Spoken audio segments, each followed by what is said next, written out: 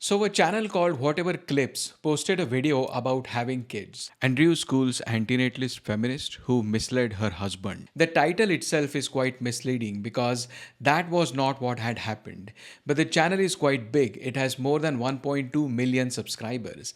And there are three reasons why this video clip sounds and looks like a misogynistic video. Two of those reasons are actually not valid. It appears to be misogynistic, one because of its setup, two men trying to convince a woman to have kids almost against her will. But I don't think the conversation about having or not having kids or procreation in general should be looked through the lenses of gender. Two men should be able to talk about it. A man and a woman should be able to talk about it. A woman should be able to ask a man about why he does or does not want to have children, and so on. The reason for this is that as an antinatalist, I don't think procreation is a personal choice such that it has to be immune to moral scrutiny. So that's why some informed adults exchanging arguments about this does not make it automatically misogynistic or misandrist just because one of the parties happen to be of a certain gender. And the second reason it might sound misogynistic is because of the condescending tone of Andrew, this man in black shirt who is asking the questions. But this could be just my subjective impression, so that is not very reliable. The third reason for this video to be misogynistic is within the contents of the arguments, and I think that is a valid reason. Just a note here, I am going to make serious accusations against Andrew. I am doing that only on the basis of this particular video. I have not looked at his entire personality or other work and his core ideology and so on. So I might be taking some things out of context. Let's have a look at the clip. Do you have kids? I don't have any kids. You're married though, right? Yeah. Right off the bat, the expression "you are married though" sort of tells the attitude this man has towards marriage. Now, it is better for children to be raised by parents who have stable and healthy relationship with each other, but the converse is not true. Just being married does not on its own imply that you ought to have kids. There are many happily married couples who don't want to have children. You gonna have kids soon, or I what's want the to. plan? I want to have kids, but I don't know. Not in this society. Not in this economy nor society. You're married though? Does your husband want kids? That's up for debate. What do you mean? Unfortunately. You guys are married. What do you mean it's up for debate? Now, I'm not an expert in relationship matters, but I think the man has a point. In my opinion, whether you want to have or not have children should be discussed beforehand. If this agreement is not reached, then it is the child who will be suffering. That's why I have a small truth table for this. Both partners should be in agreement to have a child. If only one of the partners desire to have a child, that is not enough. If only one partner wants a child and the other does not, and according to this truth table they don't have a child, the suffering caused will be to the partner whose desire to have a child is not fulfilled. You could also argue that it violates their reproductive rights as well. But on the other hand, if they have a child, then it will cause suffering to the one who did not want to have that child. And if that partner happens to be one who will be pregnant, then it also violates their bodily autonomy. And if that partner is also responsible for taking care of the child, then it is also a very big burden upon them. But the most important difference is that a whole new person is created when at least one of their creators did not want to create them. That child will suffer both in general, like most of other people suffer, and in special because they will be raised by disagreeing parents. And this is not even an antinatalist argument. This should not require any complex philosophy. I think this is basic common sense. Anyway, let's see what was said in the video. It's Not the everyone. simple fact of the matter is like I don't want to raise my children in this type of society the way that what it's does going. he want? He wants kids. And you married him? He married you despite your We unwillingness? talked about it, and I told him, and I asked him. I said, "Do you mind if we don't have children?" And he's so about it. This is clearly his fault then. If that woman was open about not wanting to have kids from the start, and even after that he married her, and then he desires to have children, well, sorry for him, but it is unfair to force his wife to have children. But What- we are open to adopting. What in this society?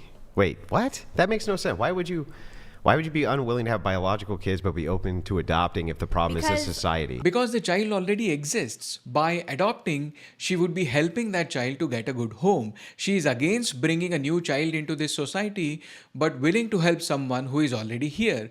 Why is this so hard to understand? The reason this is so hard to understand for Andrew is because in his head, women who don't want to have biological children have only one reason, and that is to escape the responsibility to raise those children.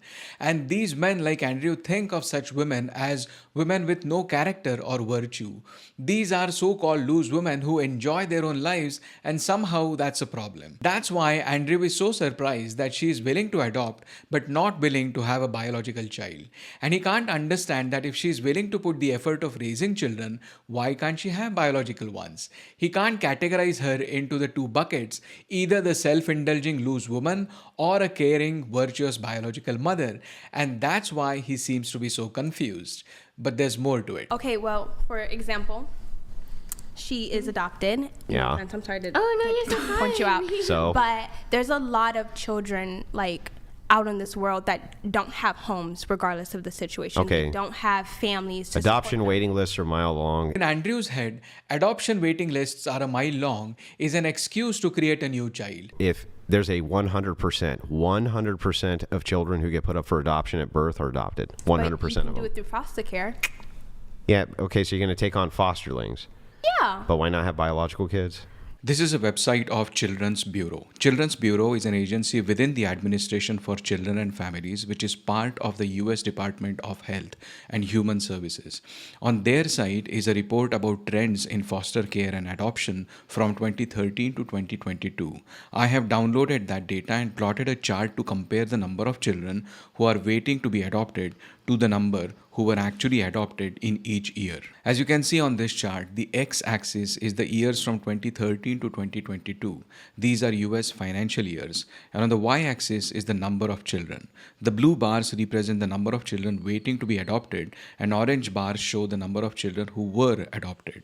As you can see, the adoption rate has barely reached 50%. So nearly half of the children waiting to be adopted don't get adopted. The situation worldwide is even worse. Orphanslifeline.org states that less than 1% of all orphan children will be adopted. Each year, more than 14 million orphan children will grow up and age out of the orphan care system without ever having been part of a loving family. 60% of orphan girls will become victims to the sex trade. 10 to 15% of orphan children will commit suicide before age 18. 70% of orphan boys in Eastern Europe will become criminals. Every 15 seconds, another child becomes an AIDS orphan in Africa. If there's a 100% of children who get put up for adoption at birth are adopted. 100% of them. But maybe Andrew meant this as a thought experiment that if all children were adopted, then would you have a biological child? If there are no more children who are in need of caring, then we should create new children so we can care for them. Let's use those children as a means to our desires of taking their care. In other words, let's create a need to fulfill that need. Let's create a problem to solve that problem. How circular is this? To add more children into this already overly populated world. The world's becoming underpopulated and Oh, overpopulated. it really, as of like this Yeah. year or You know what like the in the birth- last couple of years? Because, honey, people be popping kids left and right. So Our We also birth had a rate, pandemic. our birth rate's at 1.6. It's been dropping like a rock since 1800. If you look that's why at they banned abortion. if you look at it globally, this is the case in all Western nations. North Korea is at I think now it's at 0.80, I think, or even lower, 0.70. Okay, so both of them are right on this, I think.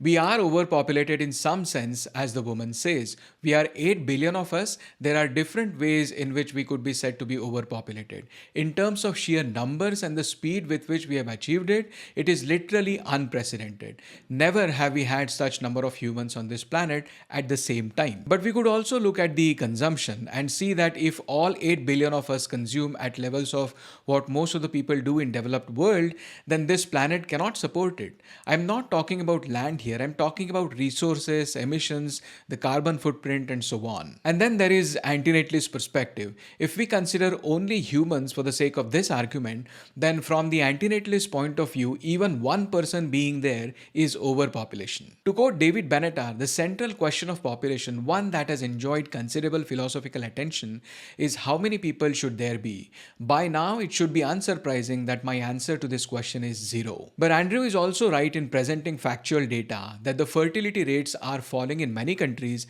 across the world. He is wrong in saying that that itself means that we will soon be underpopulated. It won't happen soon because there is a lag. It will take time for the population to start decreasing and even longer for us to be underpopulated. You could argue that there will be more elderly people than young ones, etc., but that's not the argument that Andrew is presenting here. He is making an alarmist argument. So it's not even one child per family anymore, which means they're going to go extinct as a people group, literally extinct. Okay. When you're making such an alarmist claim, you ought to use words carefully. Extinction can mean many different things, but it is usually applied to species. Let's say there is a couple and they don't have any children. After a few decades, both persons in that couple die after living their lives. We don't say that that couple has gone extinct. They just live their life and are dead. But even then, granted that a large group of people will die out, they will suffer in the old age due to lack of young people to help them, but that is not the argument made here. The argument Andrew is making is that there would be no biological children who would replace those dying populations, and he thinks that that is bad. Let's agree with his predictions for the sake of the argument. The question is, who is it bad for? Is it bad for those who are already dead, like he calls them extinct? But they are dead, they can't be harmed anymore. Or is it bad for the potential biological children who never came into existence? But they never came into existence, so who is it bad for? I would rather argue that it is better than how it would have been otherwise for those biological children. David Benatar talks about this while talking about all humans and not just certain group of humans. The central question about extinction as applied to humans is the prospect of human extinction something to be regretted? I shall answer that although the process of extinction may be regrettable, and although the prospect of human extinction may in some ways be bad for us, it would be better, all things considered, if there were no more people and indeed no more conscious life. Let's see what Andrew says further. But when you look at this, when you look at society and when you look at like what's going on in the world, and you see all the negative stuff that is happening, for me, what negative stuff? well, there's wars going on. There wasn't wars before when there was less population? In fact, there were even more wars in the past. I would argue that things have actually improved. I can't guarantee for the future, but up until now, there is definitely improvement. But that does not justify bringing new people here. There are still risks that their lives can go wrong. For example, the world just woke up recently to a gang rape scandal that was happening for 15 years across many towns in England on hundreds of girls by grooming gangs of individuals who came from Pakistani background. This was actually well known in the UK. It's just that pro-natalists like Elon Musk are trying to make some political hay out of this, and so now everybody is talking about it. But the point is that this world is still far too unsafe to bring anyone here, whether that is in a war-torn country or not. But the thing about it is, it's just like we all grew up learning, like, for me, like, I can't handle putting a child through this world that is already corrupt and evil as it is. It's almost like selfish to me in a way. Isn't that the opposite? Like, wouldn't the idea that if the world is corrupt, that if you have children and still good values in them, you're doing the opposite of what's corrupt? If I have children, we're moving into the woods, and no one's going to know where we're going. No one's going to know anything about us. Like, yeah, but we're gonna disappear. wouldn't that be a positive to society? To disappear? No, a positive to society to raise the next generation, right? So his point is that if the world is so corrupt, by having a child of your own and raising them in a right way and teaching them the right values, you are actually reversing the effect of corruption in the world. You are actually creating a nice person in this bad world, so it is a revolutionary positive act. Or maybe his point is that on a collective level, if we just create a whole generation of nice people, the world on an average would be a better place. But we can't ignore the individual in trading off the collective. And on an individual level, there are still many problems in this argument. One, you're using your child as a means to solve the problems of the existing world. Before coming into the existence, that potential child had no interest in solving your problems. Second, no matter how good your parenting skills are, it is not guaranteed that your child will turn out to be the way you want them to be. I mean, how many of us agree with the values of our own parents? Thirdly, you're gambling with their lives. No matter what you do, there is always a chance that your child will not have a life worth living. Fourth, if you don't have that child, they are not harmed at all, or in other words, there is nobody who is harmed in their place. But if you do have them, they will have to go through at least some serious suffering. And lastly, if you still want to raise a child and create a good adult member of the society, you can still try that through adoption, at least in principle. But you have to think about it like the children now that are going to schools, especially on TikTok. I've heard like teachers talk about Don't send them to school. Homeschool them. But here's the thing. I've heard teachers talk about their children, how their children are reading at like a first grade level, and how the like reading and mathematical skills are just dropping. I mean, I even asked like a family member, like, do you know how to like multiply? And they don't even know how to multiply or do addition, or they don't even know how to read, because obviously we have our phones and things of that nature. I don't want to bring children into this world where technology becomes their everything, if that makes any sense. I would rather put my children like... Why? I don't understand this at all. You can govern all of that with your children. I don't know what kind of strict parenting style Andrew is referring to here. Maybe like the Collinses, where they hit their children because tigers do. I don't know, but the point is, having children is like shooting an arrow. Once it is out, you have little control on it. Maybe you have some control, but the child is going to be influenced by many different elements of the society, and it is not unreasonable to think of these risks. This is not an argument for antinatalism strictly, but her point is not invalid either. The way Andrew is presenting it makes it sound like a trivial matter, which it is not. Yeah, but then it's like I want them to live life. And then how are they going to live life? Like if I shelter them too much, then they're going to go out and want to go out into the world very sporadic and spiral and do this and do that and get into bad situations. And I don't want that for a child, because I've grown up in an environment where I've done sporadic and spirally things. And you wish your parents hadn't had you? No, I just wish they would have raised me right, and that's what I'm afraid of. That's all I'm asking to you. You just are afraid you can't raise kids right, or what? You're afraid you can't? I'm afraid that I can't. I think this proves my previous point. There is always a generation gap in values. It does not mean that we all necessarily hate our parents, but no matter what they could have done, we would always have some complaints to make. And it is the same for us. We will make mistakes, we will make erroneous judgments. And this is not an appeal to perfection either. She is not asking for a perfect way to raise children. All she is afraid of is imposing her own mistakes and errors in judgments onto someone else, her children in this case. And this is a very reasonable fear to have. So you kill your husband's dream of children because you're afraid that you're not going to be a good mom? Yes. That's fucking awful. That's fucking awful. It's not awful. Why would you do that to him? He can't have another wife to have kids with. Well, again, if her husband already knew her views on not having children before marrying her, then he has to take the responsibility of his decision. And if he is a mature enough man, he would do that. I would even go so far as to say that if you and your partner had agreed to have children, but then later on your partner changed their mind, you should still not force it onto them, because the worst thing you can do to the child is to bring them here where one of its parents don't want to have them. Bear in mind, this is not a relationship advice. Divorces are dirty no matter what the reason is. I'm only pointing out to the flaws in Andrew's arguments. But we can adopt. Yeah, but that's not the same as having your own child. Clearly, he does not understand what adoption means. It is not adoption if you don't think that that child is yours. I'm not claiming that all adoptive parents have same level of bonding. There would be variations, as there would be in the case of biological parents. I am saying that this attitude that the adopted child is somehow not yours misses the point of adoption to start with. Okay, You're replicating your DNA. Like, do you realize that for a man, for instance, right? There's nothing more that'll ever give him the sense of pride like having a son. Especially a son who's accomplishing. That is borderline narcissistic. And he slipped through when he said that a man has to have a son, and quickly realized that he had said something outrightly sexist, so he corrects himself. Things, you didn't let me finish. Go ahead. Or what they get in exchange for having a daughter as well. Yeah. So, I'm going to ignore his sexist language when he says what they get in exchange for having a daughter.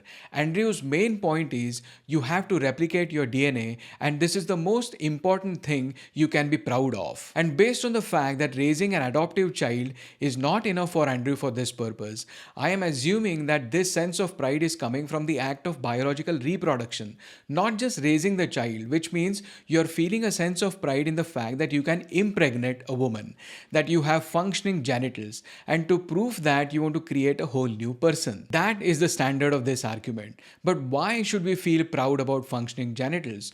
Dogs on street have them, rats in sewers have them, pigs and cows have them. The same animals which most of these men justify eating on the basis of low intelligence have them. And this talk of DNA is artificial. The knowledge of DNA is not something we can feel proud of innately. We did not even know about genetics up until 100 years ago. So where is this sense of pride coming from? I think this is just a sense of masculinity grounded in patriarchy. Being able to impregnate a woman makes you a man from a boy. It is a gate pass to a pronatalist social structure which gives you a respectable position in the society. That's what this is. So the thing is like there's a distinction here to be made between, well, honey, why don't we just go adopt this other? He's like, why don't you give me a fucking kid? But the thing about it is like, I don't want to go through labor. Oh, Okay, there we that's go. very extensive. That's And what I thought it two- really was. You but just didn't want two, to, yeah, because it'll I damage your don't wanna body, be- right? Well, no, I just don't. Okay, so along with not wanting to bring a child into this horrible world, she's also terrified about passing a 10 centimeter head through her vagina. And instead of respecting that, Andrew is having a gotcha orgasm. Why? This is really disrespectful. Imagine a woman laughing at you because you don't want to get kicked hard in your testicles. You wouldn't find that very respectful, would you? How many wives does However- your husband get? Well, I mean, men get multiple wives every day. Like they divorce their women and they remarry. So you're again. planning on getting a divorce with your husband? I'm not planning on getting a divorce with my husband. Then the assumption here is you're going to be married forever? Well, the ideal is to be married forever. Okay, so if that's the assumption, you're going to be married forever, who else can he have children with?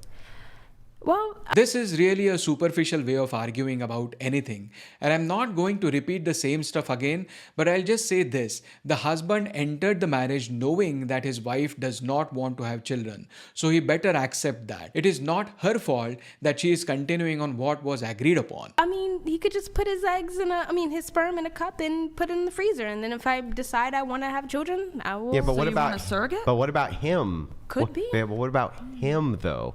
Not talking about you now. I'm not talking about everything that Princess You wants. I'm talking about what about the king? What does the king get here? Does the king get to have a progeny? Does he get to have that? Yeah, does he get to will have still the have prince? a progeny with an adopted child.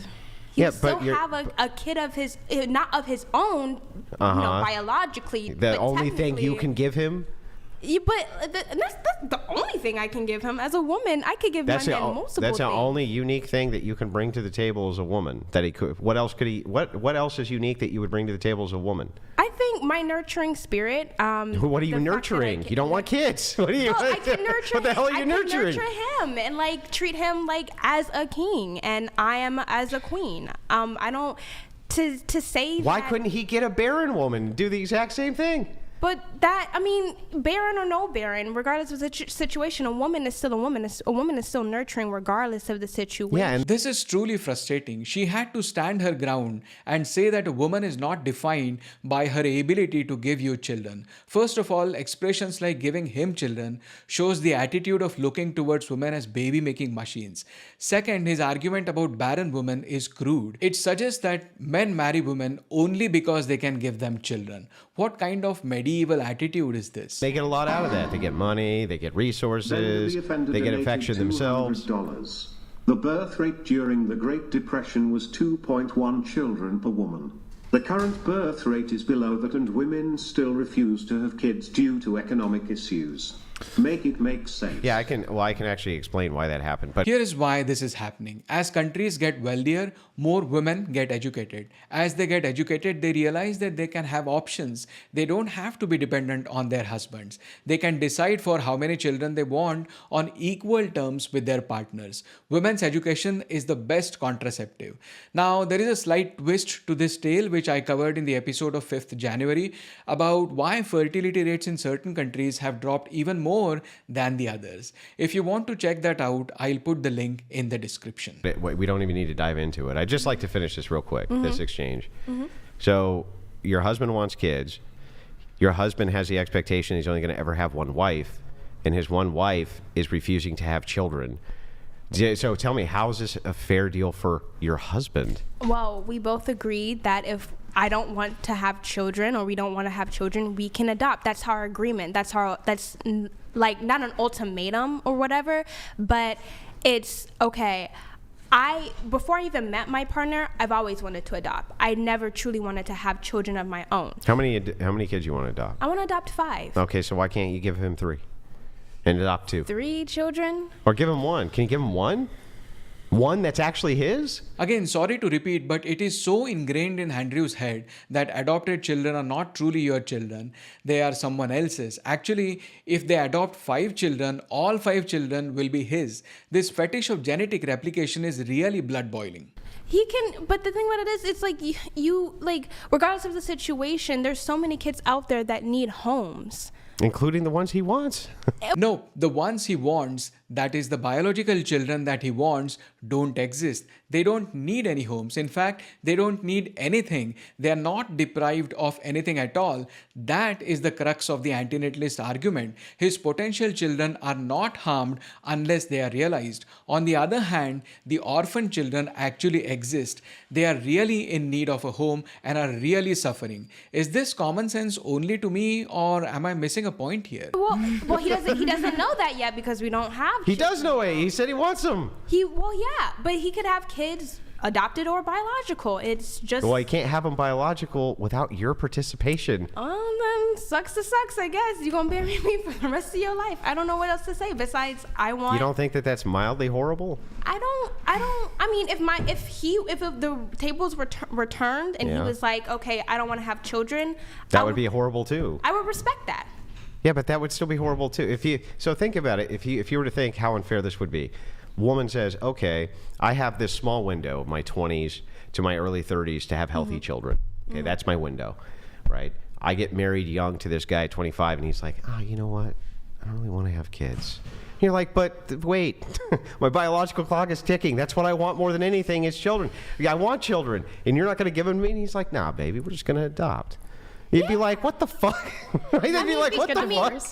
I mean, the thing about it is... That's why I said at the start that it is important to get these things clarified before getting into the relationship and follow this truth table. But one thing, if you notice, this is like a 9 to 10 minute long clip of an even longer video where they discuss about other things too.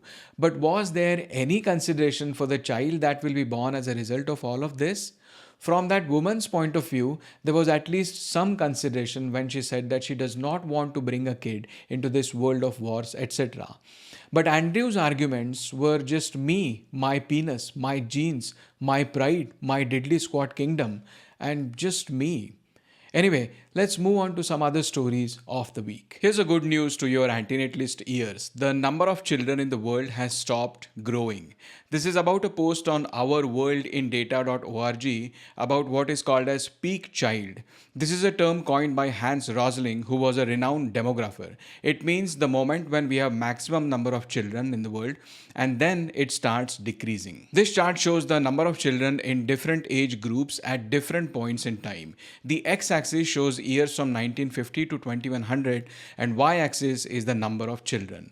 The green line shows children under 5, the red line is young people under 15 years, and the blue line shows people under 25 years of age. The dotted segments on these lines are future projections. The number of children under 5 years peaked in 2017. Young people under 15 peaked in 2021. So from now on, if these UN projections are correct, then number of children will keep on reducing. Now I said this is a good news, but it is with a grain of salt. If this peak in number of children is a result of falling fertility rates, then it is not because of antinatalism. Fertility rates are falling, but not because people are thinking about antinatalism. But at least the consequence is good, in a sense that fewer children would be born. World is a religious magazine based in United States.